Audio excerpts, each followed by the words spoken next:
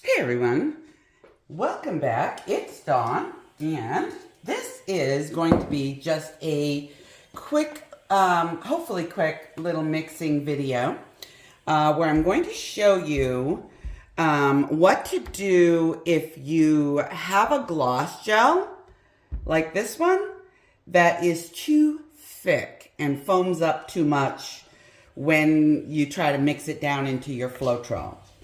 And also one that is too soft, like this one.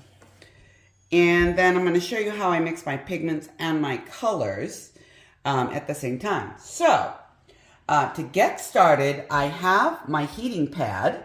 This is just an old heating pad covered with an old towel. And I put all my dishes and stuff on it so that it can get warmed up because we want to work in a warm environment. And I have my heating pad set to low. It doesn't need to be any higher than that. You don't need it hot. It's not necessary. So, that being said, I have warmed up some distilled water. And I think I got this one a little hot, so I'm going to do this again. It doesn't need to be more than 110, 115 degrees. Anything more than that and your gloss gel medium is going to foam. Okay, so now I have some water that I can work with, and this is registering 110 degrees, so this is actually perfect. And I'm going to work quickly so that I can use it while it's warm. So I have a glass dish, and I have my heavy gloss gel, gel gloss from Golden.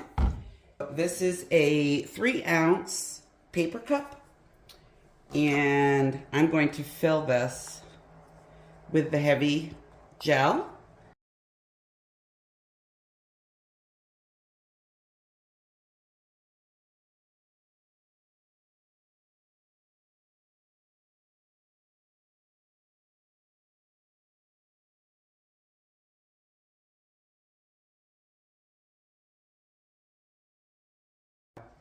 That's 3 ounces. It's full. And I'm going to take this and I'm going to put it in this glass dish and press it down, spread it out on the bottom.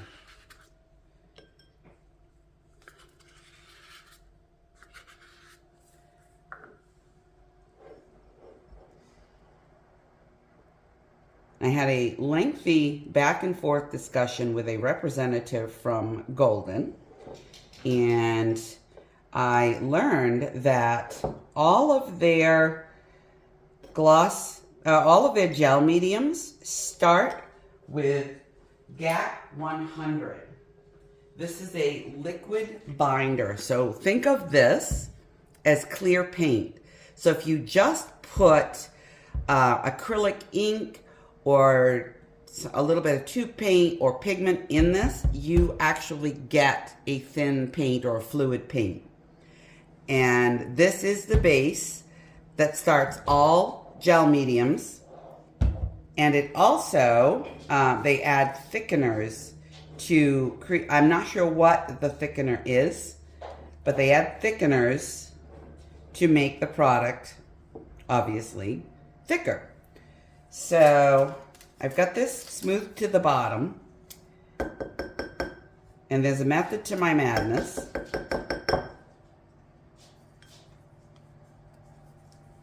I am going to cover this with water, with this warm water.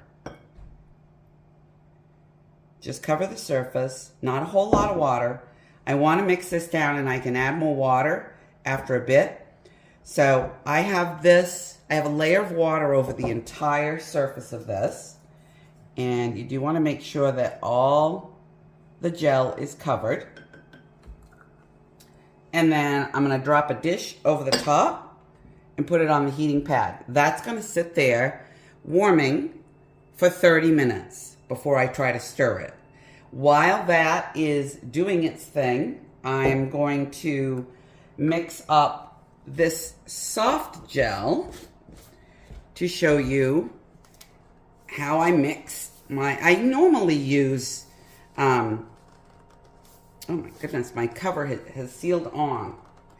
So I normally use Saks Gloss Medium. It is the perfect consistency for making pouring medium. And I don't know what was going on in my head, but I ended up ordering 2 different Golden products off from Amazon because they were cheaper than the Saks. The Saks has gone up more than $13 a 32-ounce container in the last year. I don't know what's behind that. I'm not happy about that, but it is what it is. So anyways, I ended up ordering the heavy gel, and that was way too thick. I had lots of problems. That's what inspired me or pushed me to reach out directly to Golden and see what I was doing wrong, because I was getting some monstrously tough bubbles. Turns out it was actually foam. So there is something in this product that foams as you mix it. So that's why I'm softening it with the warm water and the heating pad. So then I turned around and I ordered the soft gel gloss because it's what he recommended. And it actually is too soft for the thickness that I need. So my mixed paints and pigments were too thin, and I was having to add a little heavy gel. So it got a little complicated. So now I'm going to break it down. And I do want to use this stuff up. So I had to figure out a way to do that. And I have a dog here in there. Isn't that wonderful? So what I've been doing is mixing them equal parts. And then going forward, I'll be getting just the Saks Gloss Medium in the future, because that's perfect. It works well. I like the result. I don't get a lot of bubbles. Those bubbles break down easily. I've had trouble with the bubbles in my paint not breaking down, even with a torch. He recommended using a spritz of alcohol. I don't really want to introduce another chemical to my painting process because it does change the effect. Other things do happen. So I'm not going to do that. So I'm grabbing another cup. And this time I'm putting the soft gel in. See how thin that is? It actually will run off the stick. So that, for me, is too thin. It's too sloppy, and it doesn't thicken up enough. It kind of defeats the purpose of adding it to the Floetrol. So what I plan on doing is a 50-50 mix once I get that heavy gel thinned down. And you could mix them half and half, but you're still going to get a lot of foam because the heavy gel doesn't like to break down. Okay, so I have my soft gel gloss in the cup and my American Floetrol, and I'm going to, because I mix 4 to 1, I'm going to add 4 of these full of American Floetrol to this cup. And you always, always, always want to strain your Floetrol as you use it. It doesn't like to push through this, so you have to give the jug a little squeeze. And you're going to add this 1 cup at a time and then mix well in between cups. So there's 1, and I'll do this 3 more times to equal 4 to 1. And you want to mix gently. That's actually really important to work the 2 products together without incorporating excessive amounts of air. Okay, so this is all mixed in the 4 to 1 ratio, and this is the consistency I end up with. It leaves a mound, but not a thick mound. And I will use this mixture for mixing 2 paints because they will help to thicken this back up. And then if I need any thinning, instead of adding more water, I'm going to use the GAC 100 so that I don't continue to break down those binders.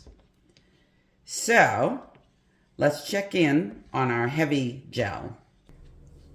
Okay, let's check our heavy gel. See how that's doing. So that's actually looking really good. It's been 30 minutes and the water is now milky, and that's what you want to see. So we can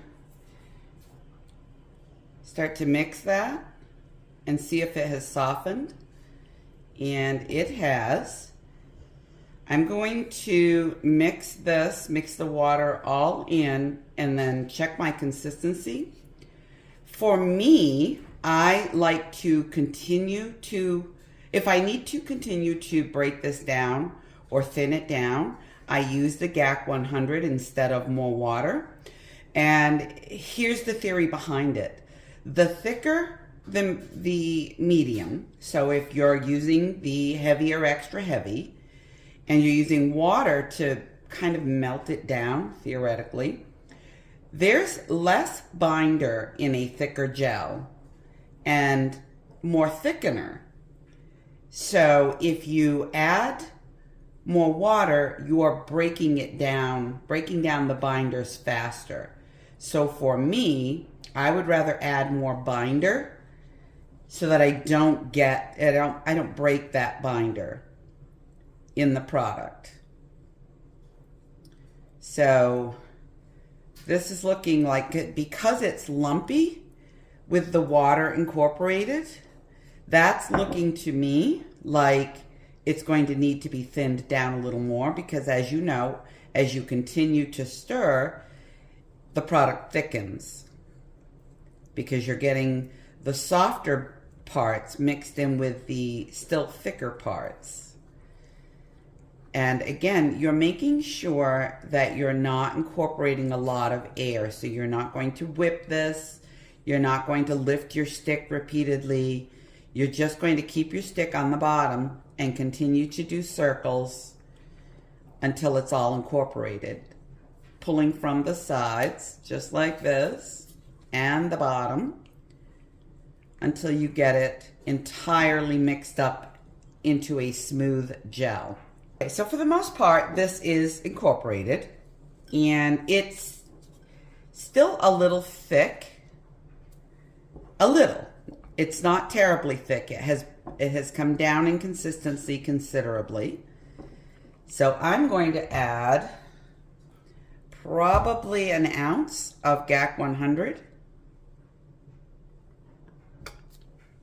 Good healthy squirt there. And mix again. Okay, this is looking really, really good. It's holding soft peaks, like whipped cream, but it's not so soft that it's going to thin down excessively by adding the Floetrol. So this is now more, obviously, than the 3 ounces that I started with because of the water and the GAC 100 that I added. So I want to measure how much this actually is so that I know how much Floetrol to add. And I'm still going to mix this 4-to-1. I'm just going to use a larger container because I have more product. So I have a 32-ounce yogurt container. I hoard these. I save them up. I have a 9-ounce plastic cup here.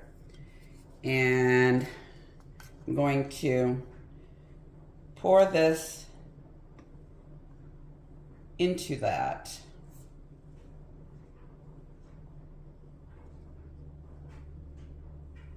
And I can eyeball in this 9-ounce cup approximately how many ounces that I actually have.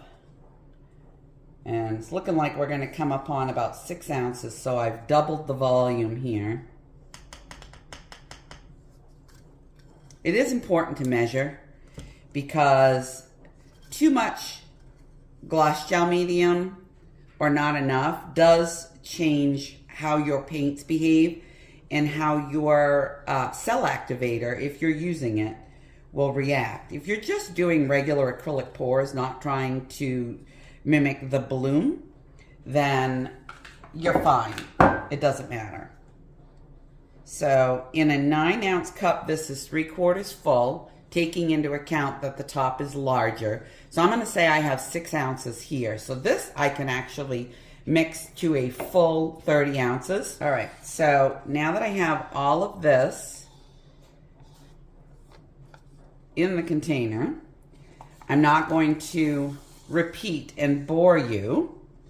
I will mix in the first one, and then I'll turn off the camera and I'll come back and I'll show you how I mix my paints.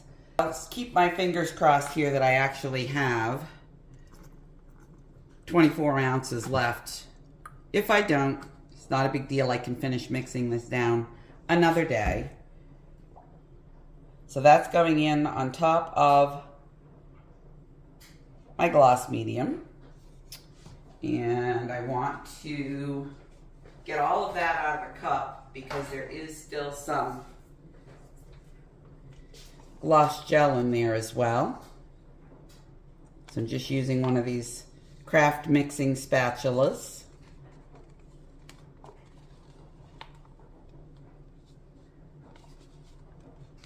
Okay, she's empty and we're mixing. Again, very slow. Keep your spatula in the mixture. Don't keep lifting it. Every time you lift it, you're introducing more air.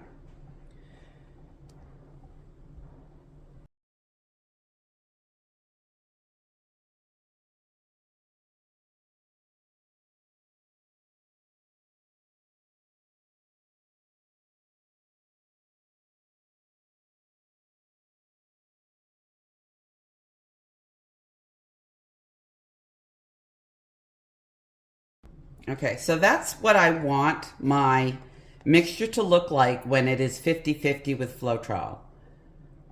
I want it to run off the stick, but I still want it to be quite thick. So I'm going to, off camera, add 3 more 6-ounce portions to get this to the top. Okay, well that was a stretch. I just barely had enough Floetrol to finish mixing this. And obviously it's not up to the 30-ounce mark that I was expecting. And that's just because there was probably 5 ounces in the cup instead of 6. So I run 4 ounces short of a total. However, the same result is achieved. And I was filling the Floetrol in the cup just to the line where the gel gloss came to. So they're equal amounts, so that the number of ounces doesn't matter at that point. So this is all mixed and incorporated. I'm getting that nice fluffy mound that I'm looking for in the perfect pouring medium. And the thickness is really good. And I'm going to mix up a pigment and a tube paint with that. So I've got this little piggy, Tail Feather, which is a really pretty deep blue-green, turquoise, not really turquoise. And I'm putting some in the bottom of my cup. And I'm adding GAC 100 to disperse that pigment. You don't need a lot, just a squirt, so that when you mix it, it turns into a little thin paste, and it breaks down the particles so that you get a fluid paint.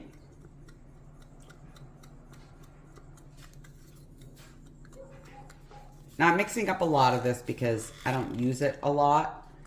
It's kind of a difficult pigment to use. This isn't one of my favorite, this little piggies.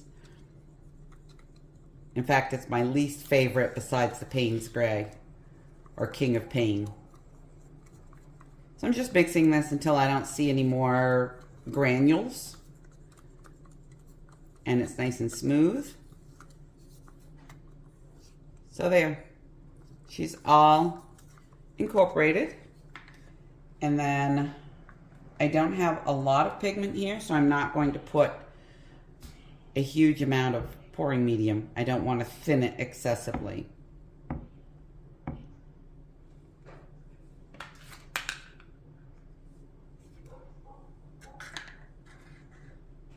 So I'm probably adding about 2 ounces of pouring medium for this.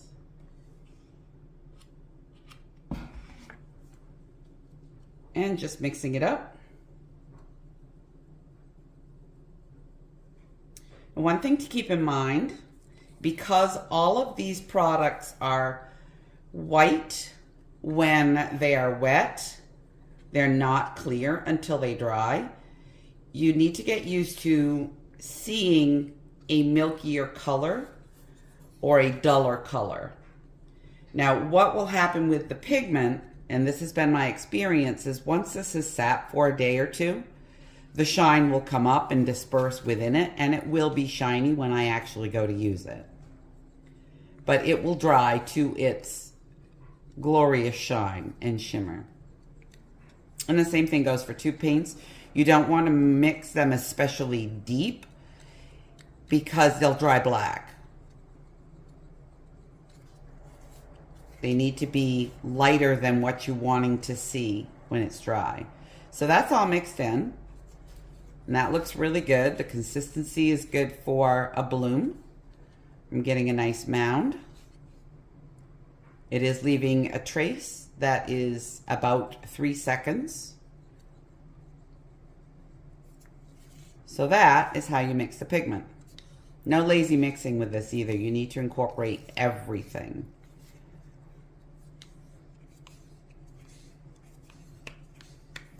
That's that. And I always make sure to wipe the rim of these snap-tight cups because the paint will build up and they won't be airtight. So always clean them up before you close them. And then always label your color so that you know what it is. And to do a tube paint, I'm going to pour the pouring medium in first.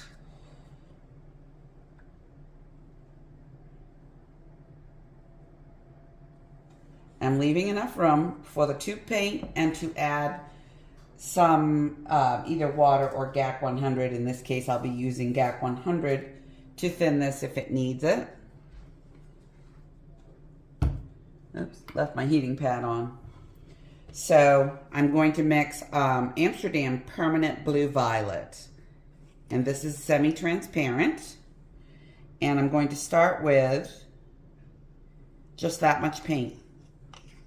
And that's probably all I'm going to end up using to color this with. It doesn't take much. Amsterdam is very strongly pigmented with high quality ingredients. So you are going to get a lot of bang for your buck. It's well worth the money. And you can pay easily as much for cheaper paints with lots of filler and poor quality ingredients in them.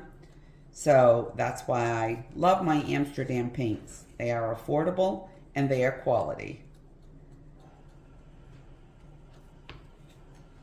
This is a fairly dark color to begin with, and that little bit mixed up plenty of color. And I can actually and will add more pouring medium to lighten this up just a little bit.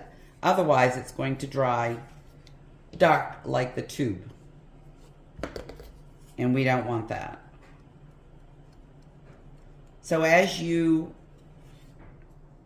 use this medium and work with it, you will learn by sight what depth of color that you need to start with to end up with the color you're looking for, if that makes sense. So yeah, that's needing more because that's very dark. That's why when you see my paintings posted, they always look really good wet, and then they look really, really dark when they dry. And that's just me working my way through the process of figuring out how much color to add to get where I want to go. It's much easier to mix pigments than it is to mix tube colors. Now I want this to be considerably lighter than the tube to start with, so that it will dry just a little bit lighter than the tube itself. I'm mixing this in really well.